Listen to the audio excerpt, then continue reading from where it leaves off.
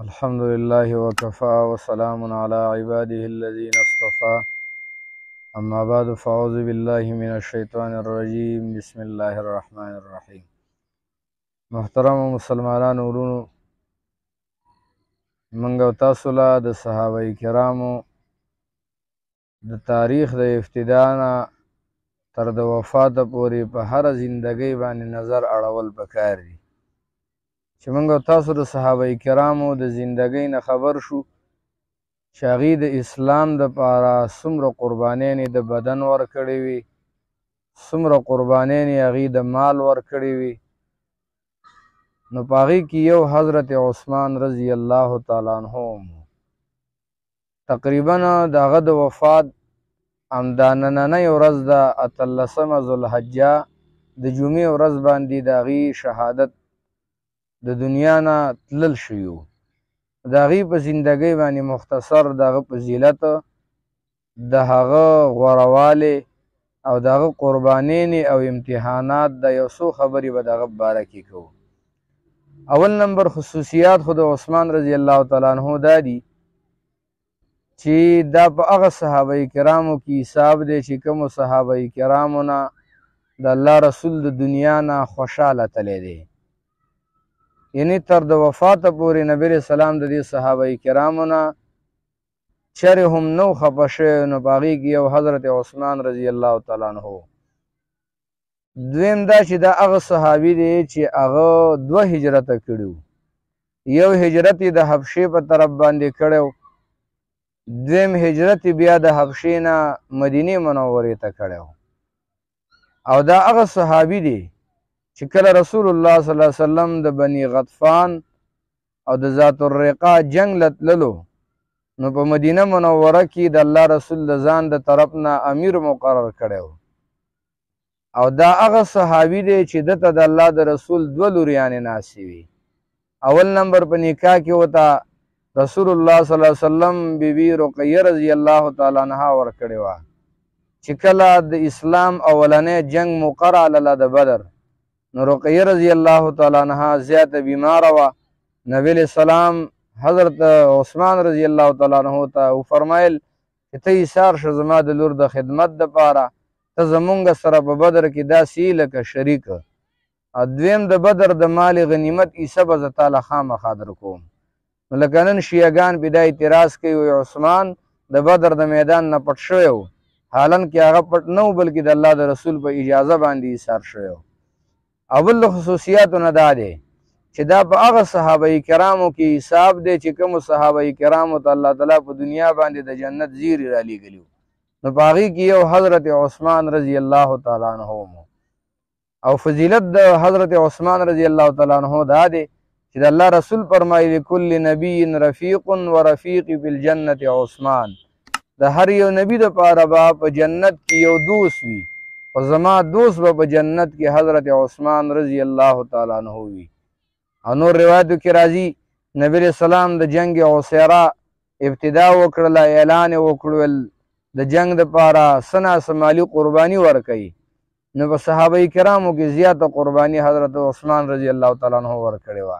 تقریبا 300 اوښان سره د جهادي اسلحو نه، سره د خوراک څښاک د هر څه نه عثمان رضی الله تعالی عنه نبی علیہ السلام ته ورکړل. ورته ویل د الله رسول زما د طرف نه دا قبول کوي. نبی علیہ السلام ډېر خوشحاله شولو. ورته وی فرمیل عثمانه که د دې نه بعد ته نور عمل هم نه کي نفلي، نو ستا دپاره دا عمل کافي دی. یو روایت کې دا هم راځي چې عثمان رضی الله تعالی عنه چې کله مدینې منورې ته راللې، مسجد نبوي وړوکی و.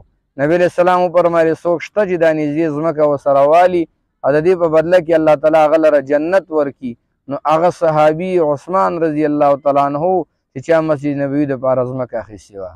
چې کله صحابه کرامو مدینې منورې ته هجرت وکړو، په مدینه منوره کې یو پاکه اوبه وه چې د یهودي په اختیار کې وه چې هغه کیوې بیر رومه وه.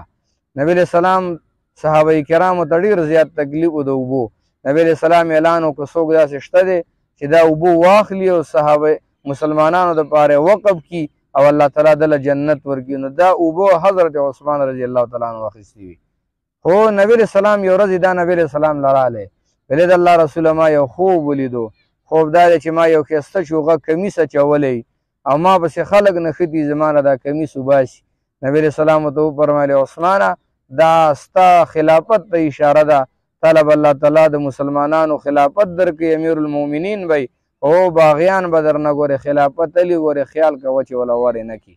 هماغه رنګ وشو چې کله حضرت عمر رضی الله تعالی عنه د دنیا نه لاړلې، حضرت عثمان رضی الله تعالی عنه امیر المؤمنین مقرر شلو. نو یو ورځ مسجد نبوي ته راووتلو، خطبه ورکوله، نو یو دم باغیان پاڅېدل په جومات کې، اعلان یې وکړ عثمانه ته راکوشه موږ ته خطبه مه وایه. د کاڼو بارانونه شروع شو، خلک راپاڅېده، جنګ جګړه شروع شوله. عثمان رضی الله تعالی عنه ته یو باغي را مخکې شلو او چې کوم امسا د الله رسول به خطبه ویل او لاس کې به یې نیولې وه هغه امسا یې ماته کړله. نو د کاڼو بارانونه شروع شو، صحابه ټول خواره واره شو. بیا دویم ځل موقع باندې چې کله عثمان رضی الله تعالی عنه راغلی منبر باندې ودرېدلو د مونځ نه بعد او ورته ویل ای خلکو د الله نه ویرېږئ او تاسو هغه خلک یې چې په تاسو باندې د الله رسول لعنت ویلی دی. محمد بن مسلمه رضی الله تعالی عنه پاڅېدو او د دې خبرې ګواهي ورکړل او دا خبره د الله رسول کړې وه. بیا ورپسې زید بن ثابت رضی الله تعالی عنه پاڅېدو، هغه هم دا اقرار وکړو چې او دا خبره ستاسو باره کې د الله رسول کړې وه، زه هم د دې ګواهي ورکوم. په دې موقع کې د کاڼو بارانونه شروع شو. عثمان رضی الله تعالی عنه دومره په کاڼو ویشتو چې دا بېهوشه شو را پرېوتلو.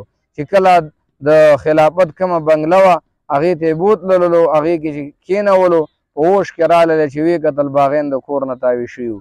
تقریبا 40 ورځې دا په کور کې دننه محاصره شوی و، نه به خوراک میلاوېدو نه به اوبه میلاوېدلې، بس ده به روژه نیول او د قرآن تلاوت به همیشه کولو. د 40مه ورځ باندې چې نن د 18مه ذوالحجه ده او د جمعې ورځ ده، دقه رنګ دا تاریخ و، دا ورځ وه. عثمان رضی الله تعالی عنه د مونځ نه بعد کې خوب ولیدو چې د الله رسول په انتظار کې دی، یو طرف ته ابوبکر بل طرف ته عثمان علي، یو طرف ته ابوبکر بل طرف ته عمر رضی الله تعالی عنه دواړه ورسره ناست دي. ما ته د الله رسول فرمایي چې عثمانه ته به کله راځي چې روژه ماتې موږ په یو ځای باندې وکړو. چې کله راپاڅېدو خوب یې ولیدلو، دروازې کولاو کړللې او د قرآن تلاوت ته کېناستل، باغیان راننوتل. حضرت عثمان رضی الله تعالی عنه باندې وار وکړو د تورې او دا یې په بیبل راللې، په سینه ورته کېناستو، خنجر باندې ووهلو، د خولې مبارکې نه وینه راووتله. د قرآن په دې آیات تلاوت باندې پرېوتل، همداسې تلاوت کولو چې بس یکفیکهم الله وهو السمیع العلیم. نو دا تاریخ چې 18مه ذوالحجه وه، نو دا مختصر تاریخ د عثمان رضی الله تعالی عنه د هغه کارنامه چې د اسلام دپاره څومره قربانیانې ورکړې وي، نو هغه ټولې چې کوم دی په دې ورځ باندې اختتام ته ورسېدلې او په دې ورځ باندې حضرت عثمان رضی الله تعالی عنه د دنیا نه لاړلې. واخر دعوانا ان الحمد لله رب العالمین.